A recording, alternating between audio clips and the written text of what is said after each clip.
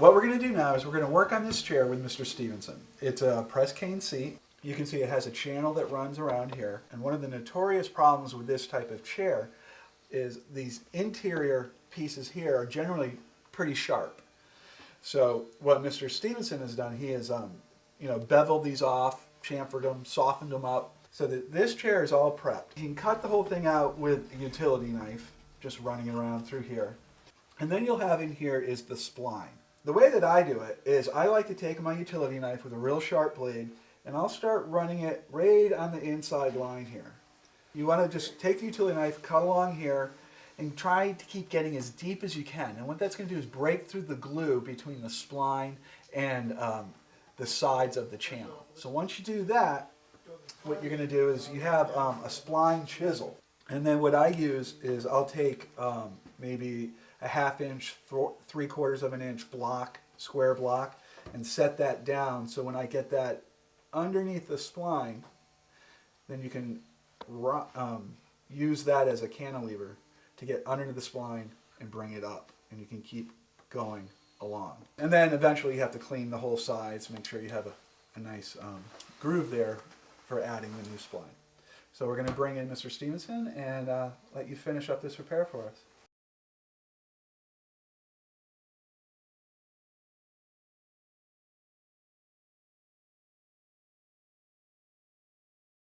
So I have a piece of pre-woven cane. This is called 1/2 inch mesh that I have cut to the size I need with about 1 inch extra on each side. The reason for having the inch extra on each side is you have to have enough of the cane to go down into the spline groove, come back up so you've got something to hold it all in place.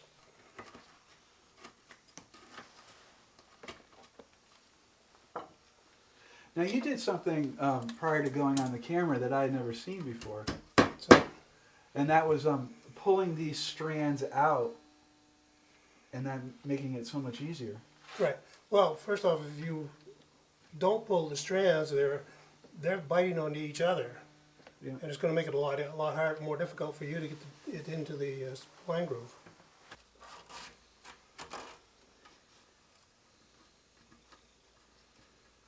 Now this this seat is tapered in a little bit. Yes. Okay, so as you remove that, I noticed you came right up, so you removed the last strand before the hole. Yes. Now because it tapers back, now we have to deal with those ones being there, or are you going to cut them and pull them out?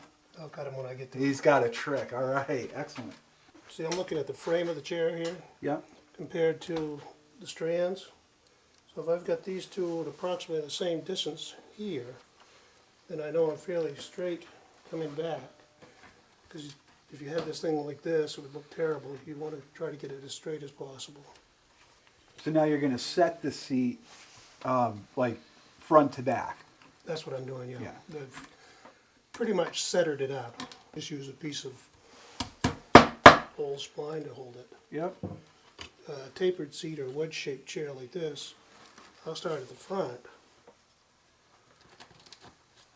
figure out where I'm going, get back about in here.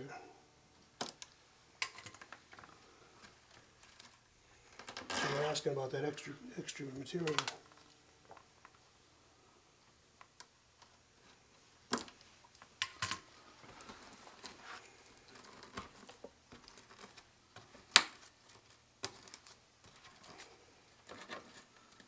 And then put the glue in. In fact, I'll cut this off, these extra strands off before I even worry about the glue.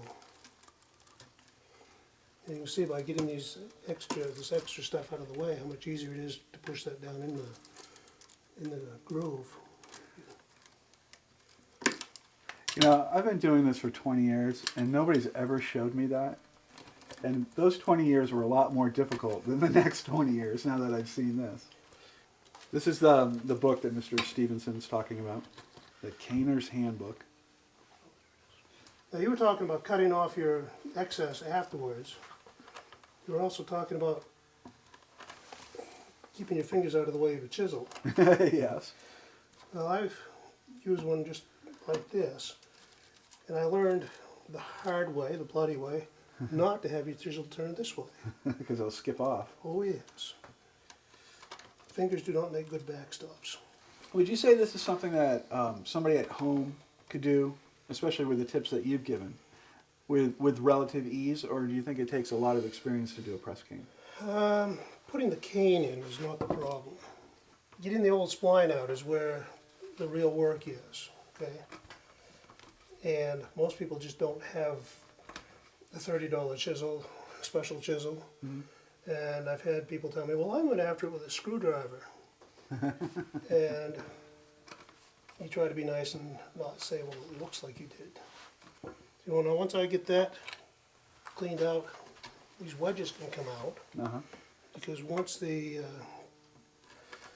cane is all forced down into the spline groove, it'll hold itself. I'm using this Tight Bond 2. Yep. It's not waterproof. I haven't found a waterproof glue yet that I really like. Now, I usually have a damp rag around when I start the gluing process. Just to... That's what I was just after. 4 sides to it, and even though the back is a little bit curved, the corners are somewhat squared. I'm going to start on that back edge.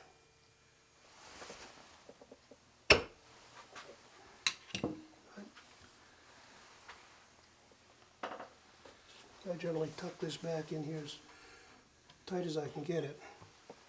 And I just work my way around. Get over there. If you notice, he's not measuring or calculating the 45-degree angle. He does what we all do, is we do it by eye.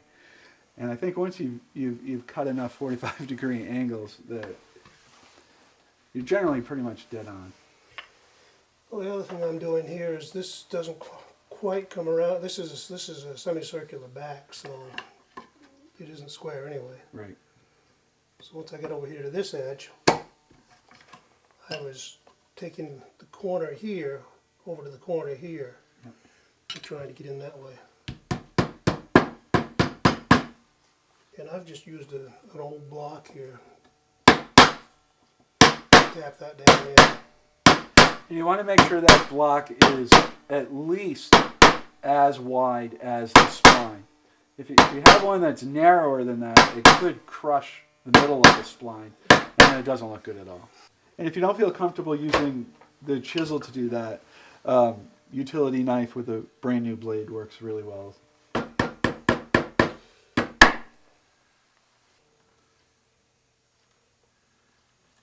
And I use this thin piece so that I've got something to cut on. And that way I don't have to take the chisel, the spline out again.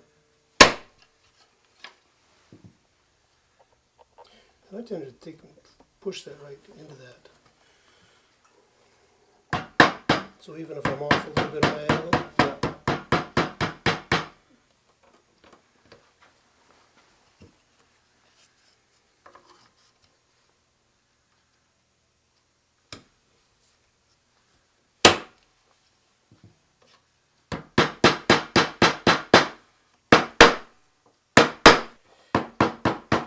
You can order all the products from different catalog sites, which all have websites now as well. If you save the original caning out of the seat, if it's still there, you can measure everything on that. You can measure the spline that was in there and the grooves that you're working with. So when you order the products, you're going to get the same stuff. and if you see any fuzzies, you can trim them off. Some people actually light up a torch and burn them off. Yep. You get the replacement cane. You're going to notice that one side is shiny and the other side isn't. Okay? This is the finished side, the smooth side. You want to make sure that's the side that's up as you put it in. Now the next common question is, what do we do from here? Once this seat is dry, that'll tighten up. So you recommend the natural look and let time age it the way Yes. it should.